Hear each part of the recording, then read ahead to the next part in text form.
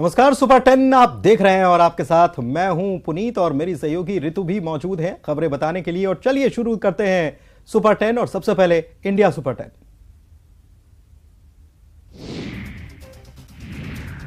आगामी त्रिपुरा चुनाव को लेकर सियासी गतिविधियां तेज हो गई हैं। प्रधानमंत्री नरेंद्र मोदी ने सोमवार को अगरतला में चुनावी रैली की। इसी दौरान जनता को संबोधित करते हुए पीएम मोदी ने कहा कि डबल इंजन सरकार में सभी को मुफ्त राशन मिलता है। त्रिपुरा को सबका साथ सबका विकास वाली सरकार चाहिए। वहीं पीएम मोदी ने विपक्ष पर निशाना साधा। प्रधानमंत्री नरेंद्र मोदी ने बेंगलुरु में येलहंका के वायुसेना स्टेशन में एरो इंडिया 2023 के 14वें संस्करण का उद्घाटन किया। इसमें 80 से ज्यादा देश शामिल हुए हैं। इस दौरान उन्होंने एरो इंडिया 2023 पर स्मारक डाक टिकट भी जारी किया।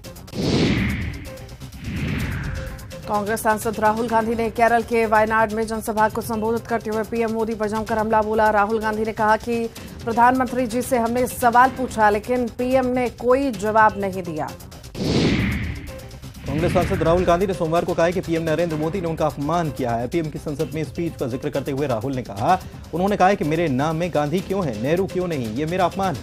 राहुल ने कहा कि भारत में पिता का सरनेम लगाते हैं, शायद मोदी ये समझते ही नहीं। देश की आर्थिक राजधानी मुंबई में रहने वाले लोगों को बेस्ट की तरफ से एक बड़ी सौगात मिली है। बेस्ट बस मुंबई की सड़कों पर देश की पहली electric AC double decker bus चलाने जा रही है। घाटी से जम्मू ट्रांसफर की मांग को लेकर 285 दिनों से प्रदर्शन कर रहे पीएम पैकेज के कश्मीरी पंडितों ने राजभवन के बाहर प्रदर्शन किया। इस दौरान प्रदर्शनकारियों ने महाशिवरात्रि के चलते तनख्वाह जारी करने की एलजी प्रशासन से मांग की। जम्मू कश्मीर में नए परिसीमन के तहत चुनावों का रास्ता साफ।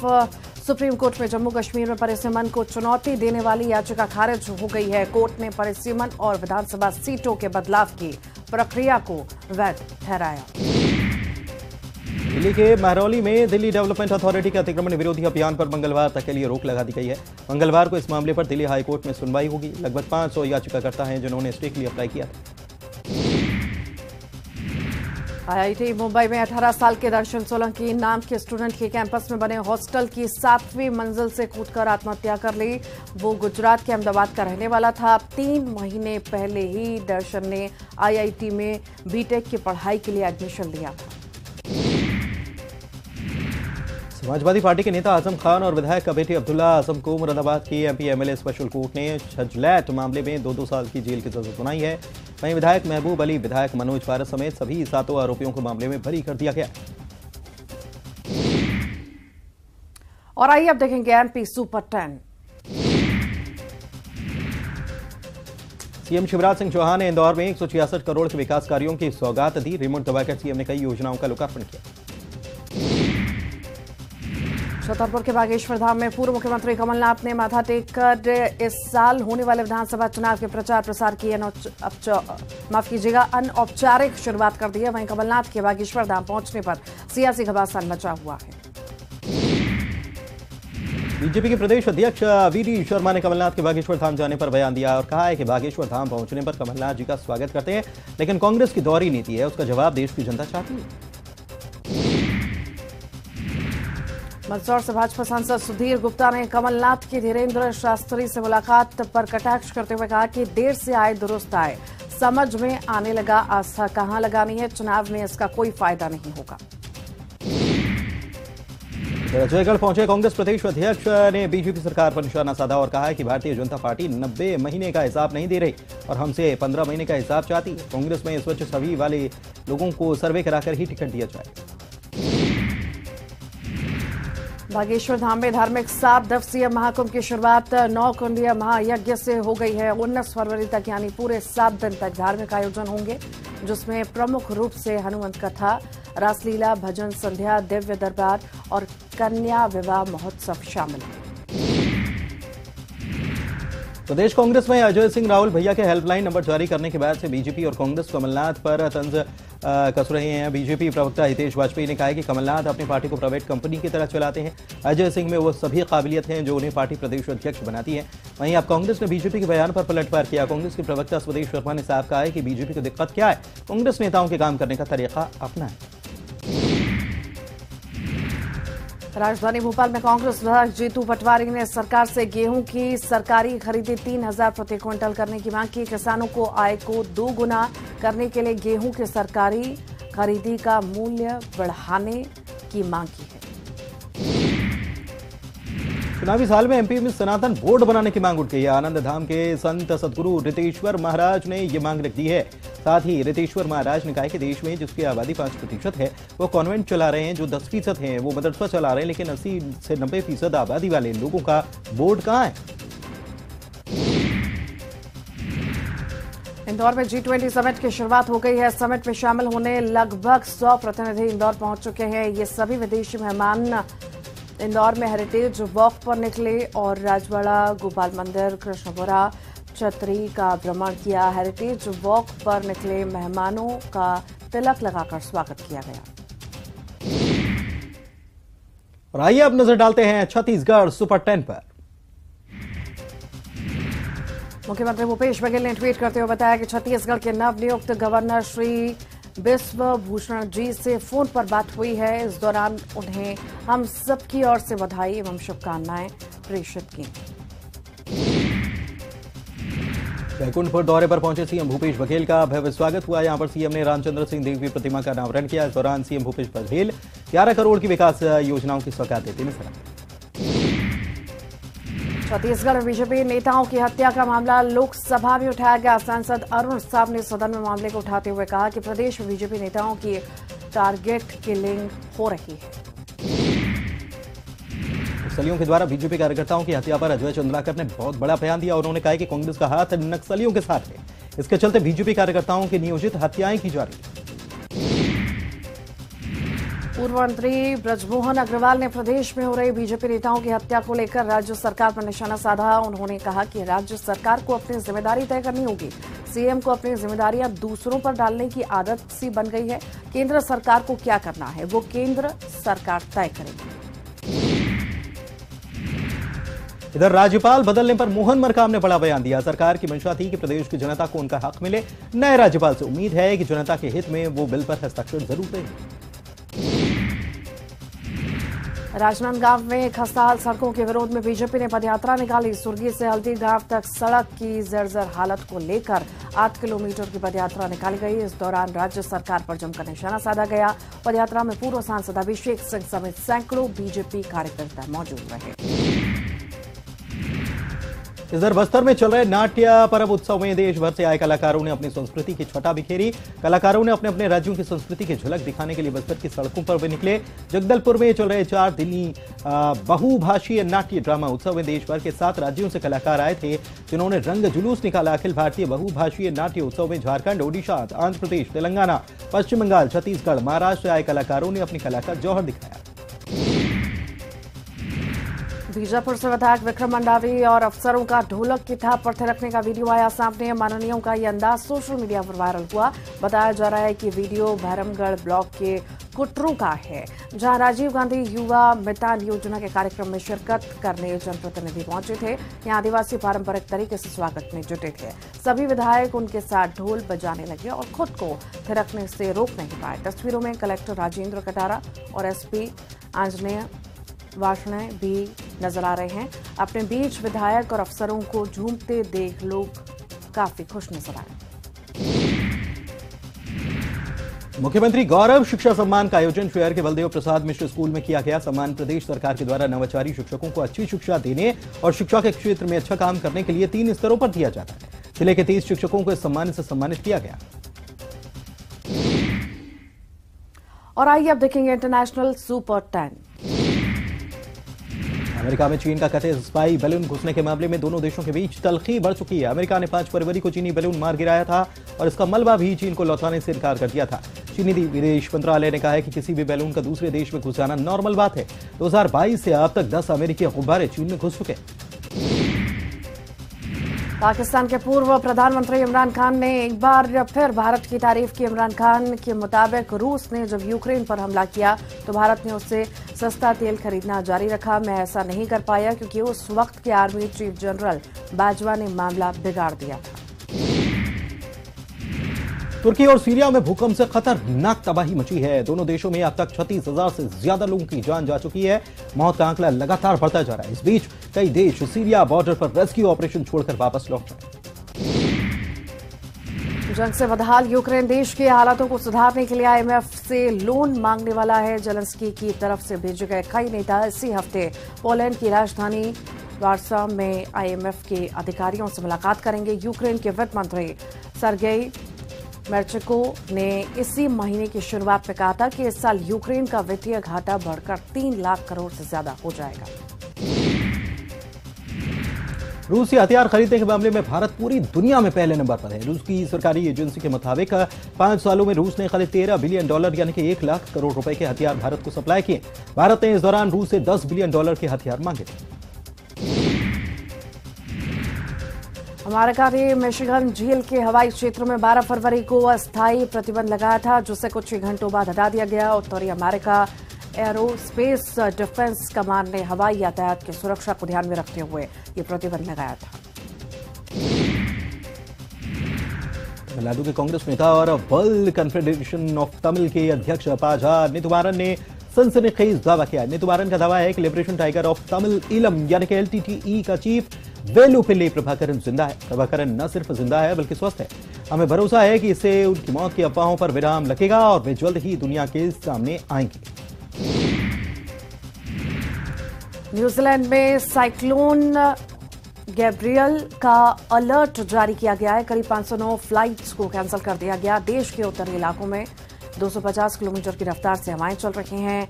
ऑकलैंड शहर में हवा की रफ्तार फिलहाल 110 किलोमीटर प्रति घंटा है। उत्तरी इलाकों के करीब 46,000 घरों में बिजली सप्लाई ठप हो गई।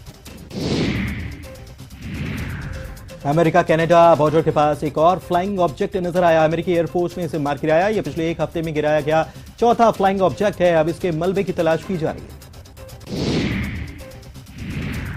अमेरिका और ताइवान के साथ लगातार खराब होते संबंधों के बीच चीन अपनी परमाणु ताकत बढ़ाने की तैयारी कर रहा है। इसके लिए चीन की पीपल्स लिबरेशन आर्मी ने एक ब्लूप्रिंट तैयार किया था, जिसे वहां के राष्ट्रपति शी जिनपिंग ने अब अप्रूव कर दिया है। रिपोर्ट में दावा किया गया है कि साल 2035 तक चीन अपने परमाणु हथियारों की संख्या 3 गुना तक बढ़ाकर 900 कर लेगा। और आइए अब नजर डालते हैं स्पोर्ट्स सुपर 10 पर। महिला प्रीमियर लीग के पहले सीजन के लिए मेगा ऑक्शन में टीम इंडिया की स्टार क्रिकेटर स्मृति मंधाना पर सबसे बड़ी बोली लगी है। मंधाना को रॉयल चैलेंजर्स बेंगलुरु ने 3 करोड़ 40 लाख रुपए में खरीदा है। स्मृति मंधाना का बेस प्राइस 50 लाख रुपए था। WPL के पहले सीजन के ऑक्शन में भारतीय खिलाड़ियों पर पैसे की बारिश हुई है। भारत की धाकड़ बल्लेबाज जमीमा रॉड्रिग्स को 2 करोड़ 20 लाख रुपए और शेफाली वर्मा को 2 करोड़ रुपए में दिल्ली कैपिटल्स ने खरीदा। नीलामी के बाद शेफाली वर्मा ने एक ट्वीट कर अपनी प्रतिक्रिया दी, जिसमें उन्होंने लिखा, दिल वाले दिल्ली वाले। भारतीय महिला टीम के कप्तान हरमनप्रीत कौर को मुंबई इंडियंस ने 1 करोड़ 80 लाख में खरीदा है, तो वहीं दीप्ति शर्मा को यूपी वॉरियर्स ने 2 करोड़ 60 लाख में खरीदा है। इंग्लैंड की नेटली सीवर ब्रंट को मुंबई ने 3 करोड़ 20 लाख में अपने साथ जोड़ा है। नेटली इंग्लैंड की सबसे महंगी खिलाड़ी रही हैं। इंग्लैंड क्रिकेट टीम के पूर्व कप्तान ओवेन मॉर्गन ने इंटरनेशनल क्रिकेट से संन्यास ले लिया है। उन्होंने इसकी जानकारी सोमवार को सोशल मीडिया पर दी। मॉर्गन ने इंग्लैंड को बतौर कप्तान इंग्लैंड को पहला वनडे वर्ल्ड कप जिताया था। मॉर्गन पिछले साल जून में इंटरनेशनल क्रिकेट से संन्यास ले चुके थे, लेकिन उन्होंने फ्रेंचाइजी क्रिकेट से भी अब संन्यास ले लिया।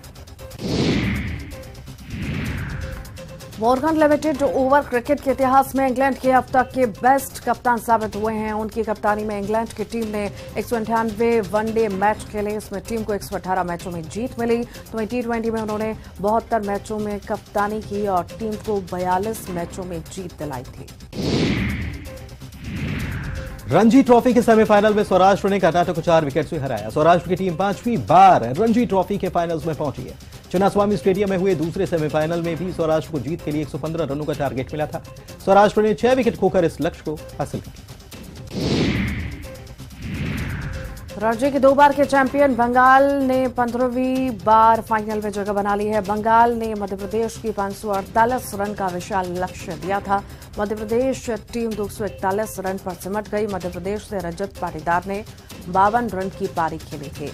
प्रदीप प्रमाणिक ने सबसे ज्यादा 5 विकेट लिए थे। वहीं मैच में कुल 6 विकेट लेने वाले बंगाल के आकाशदीप प्लेयर ऑफ द मैच रहे। भारत ऑस्ट्रेलिया के बीच तीसरा टेस्ट इंदौर के होलकर स्टेडियम में खेला जाना है। बीसीसीआई ने धर्मशाला की आउटफील्ड खराब होने की वजह से मैच को धर्मशाला से इंदौर शिफ्ट करने का फैसला किया है। पॉजिटिव गावस्कर ट्रॉफी का यह मैच 1 से 5 मार्च के बीच खेला जाएगा।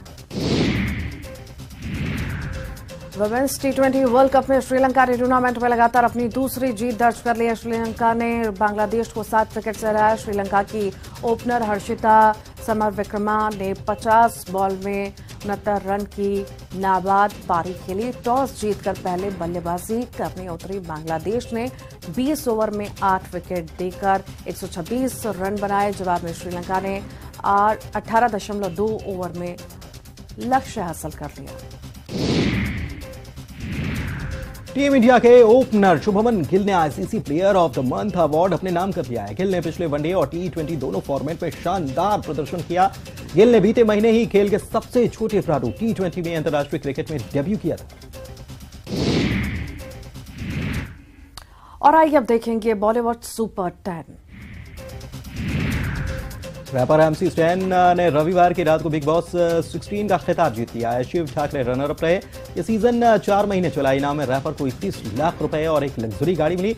इससे पहले स्टैन MTV के विनर रह चुके हैं। टॉप 3 फाइनलिस्ट में प्रियंका चहर चौधरी, शिव ठाकरे और MC स्टैन शामिल। पठान के सक्सेस के बाद मेकर शाहरुख की अगली फिल्म जवान का इंतजार कर रहे हैं। ऐसे में अब खबर आ रही है कि साउथ सुपरस्टार अल्लू अर्जुन भी किंग खान की इस फिल्म का हिस्सा हो सकते हैं। हालांकि अभी तक मेकर्स की तरफ से इस बात की कोई पुष्टि नहीं हुई है। सलमान खान की फिल्म किसी का भाईजान किसी की जान का हाल ही में जबरदस्त ट्रेलर रिलीज हुआ है। इसे देखने के बाद फैंस फिल्म का बेसब्री से इंतजार करने में जुटे हैं। इस बीच फिल्म का पहला गाना नयो लगदा रिलीज हो चुका है। इस गाने में पूजा हेगड़े के साथ भाईजान की रोमांटिक केमिस्ट्री देखने को मिलेगी। इस गाने में सलमान पूजा हेगड़े के साथ रोमांस करते हुए नजर आ रहे हैं। वहीं फैंस दोनों की जोड़ी को काफी पसंद कर रहे हैं। Bigg Boss 13 fame Shehnaaz Gill इन दिनों अपनी अपकमिंग फिल्म किसी का भाई किसी की जान को लेकर चर्चा में बनी हुई है। इसी बीच शहनाज ने अपने सोशल मीडिया अकाउंट पर एक वीडियो शेयर किया। इस वीडियो में एक्ट्रेस पिंक साड़ी में ग्लैमरस फोटोशूट करवाती हुई दिखाई दे रही हैं। शहनाज का ये अंदाज फैंस को काफी पसंद आ रहा है। राखी सावंत ने पति आदिल खान दुरानी पर कई गंभीर आरोप लगा दिए हैं। अबादल के वकील ने राखी पर पलटवार किया। उन्होंने आदिल का पक्ष रखते हुए कहा है कि राखी इतनी कमजोर नहीं कि उन्हें कोई भी पीट कर चला जाएगा और वो एक शब्द नहीं बोलेंगे। आदिल के वकील नीरज गुप्ता का कहना है कि राखी ने जो भी इल्जाम लगाए हैं वो सरासर झूठ है। सिद्धार्थ मल्होत्रा और कियारा आडवाणी का वेडिंग रिसेप्शन कल मुंबई के सेंट रेजिस होटल में रखा गया। सितारों से सजी इस शाम में बॉलीवुड के कई स्टार्स शामिल हुए। फंक्शन में सबसे पहले अभिषेक बच्चन पहुंचे थे। फंक्शन की शुरुआत रात 8:30 बजे से हुई। तकरीबन 9 बजे सिद्धार्थ कियारा ने ब्लैक व्हाइट आउटफिट में एंट्री की। दोनों काफी खूबसूरत नजर आए। रामचरण और उनकी अपकमिंग फिल्म RC15 की पूरी टीम ने फिल्म की एक्ट्रेस कियारा आडवाणी को स्पेशल तरीके से शादी की शुभकामनाएं दी हैं। फिल्म से जुड़े सभी मेंबर्स ने कियारा को एक वीडियो मैसेज के जरिए सरप्राइज दिया है। कियारा ने भी सोशल मीडिया के जरिए सभी का आभार व्यक्त किया है। उन्होंने लिखा है कि मेरे लिए सबसे प्यारा सरप्राइज है। मैं इस प्यार को महसूस कर सकती हूँ। आप सभी को मेरी तरफ से ढेर सारा प्यार। सिट कियारा को शादी की बधाई देने के लिए एक्स गर्लफ्रेंड आलिया भट्ट भी पहुंची थी। इस स्टार स्टेड फंक्शन में आलिया की सास नीतू कपूर भी स्पॉट की गई। वहीं रिसेप्शन में आलिया अपनी सास नीतू कपूर को देखते ही उनकी तरफ दौड़ती नजर आई और दोनों ने एक दूसरे को हक कर किस शेयर करते हुए पेपराजी से जमकर तस्वीरें भी क्लिक कराई। शाहरुख खान की बेटी सुहाना और काजोल की बेटी नियासा देवगन ने 12 फरवरी को मुंबई के एक रेस्टोरेंट में बी टाउन सेलेब्स के साथ जमकर पार्टी की। मुंबई में हुई इस पार्टी में आर्यन खान, पलक तिवारी, अनन्या पांडे, आदित्य रॉय कपूर समेत कई एक्टर्स ने शिरकत की। इसके अलावा नियासा के बेस्ट फ्रेंड ओरहान अवात्रा मणि भी इस पार्टी का हिस्सा रहे। अमिताभ बच्चन की नातिन नव्या नवेली नंदा फिल्मों से दूर रहकर भी चर्चा में बनी रहती हैं। हाल ही में नव्या अपनी मां श्वेता बच्चन के साथ एक इवेंट पर पहुंची, जिसका एक वीडियो सामने आया। इस वीडियो में मां बेटी की जोड़ी बेहद कमाल की लग रही है। इस वीडियो में नव्या और श्वेता दोनों साड़ी में बेहद खूबसूरत लग रहे हैं। इस दौरान दोनों ने साड़ी में जमकर पोज दिए। श्वेता ने लाइट येलो कलर की साड़ी पहनी, तो वहीं नव्या पिंक साड़ी में दिखाई दी। अब सोशल मीडिया पर मां बेटी की इस जोड़ी को खूब पसंद किया जा रहा है। और इसी के साथ सुपर 10 में इतना ही। हम दोनों को दीजिए इजाजत। नमस्कार।